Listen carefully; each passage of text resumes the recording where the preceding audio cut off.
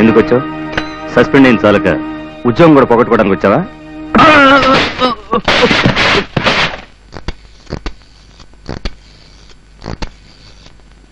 Hello, chairman గారా? Sorry, అర్ధరాత్రి phone చేసి మిమ్మల్ని డిస్టర్బ్ చేశాను.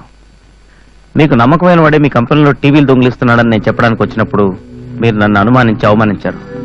ఒకసారి మీరు ఇక్కడ నంబర్ 9 సెకండ్ మెయిన్ రోడ్ అమీర్పేటకు వస్తే అన్ని విషయాలు మీకే తెలుస్తాయి. ఇప్పుడు కూడా నేను కంప్లైంట్ చేసినందుకు మీరు నన్ను ఉద్యోగం నుంచి తీసేస్తారేమో. పర్లేదు సార్, నేను కూలి పని చేసి బతకాలి. గుర్తుందా సార్, మీరు కూడా ఆ పని చేసి పైకి వచ్చారు.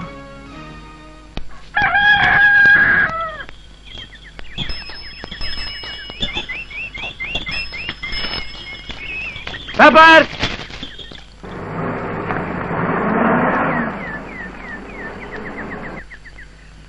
అంతా బయటకు వచ్చినారేమిటి? రాత్రంతా నీకోసమే ఎదురు చూస్తూ ఇక్కడే కూర్చున్నా.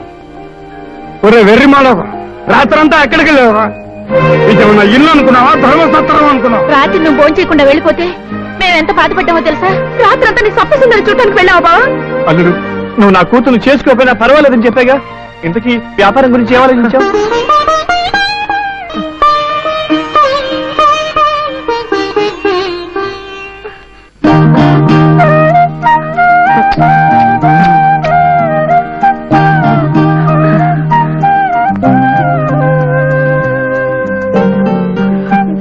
బాబాయ్, అన్ని పోలీస్ స్టేషన్లో వెతికాను, లాకప్లో కూడా చూశాను. ఇంకా సెంట్రల్ సుధాకర్, నువ్వు ఇంకా బతికే ఉన్నావురా?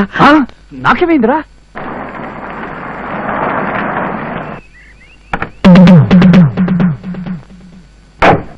మిస్టర్ విజయ్, నీ నిజాయితీని అభినందిస్తున్నాను. కంగ్రాచులేషన్స్. నిన్ను ఉద్యోగంలో నుంచి తీసేస్తున్నాను. నిన్ను మేనేజర్ని చేస్తున్నాను. Thank you. నిన్ను రికమెండ్ చేసింది ఎవరో తెలుసా?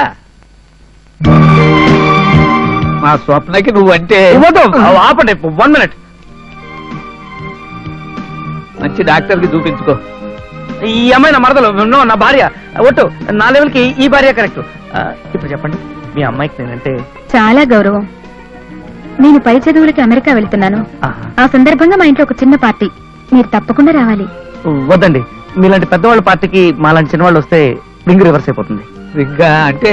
అదేనండి, ప్రతి వాడికి అక్కడ ఉంటుంది రింగు, అదే సుడి. ఎక్కడా?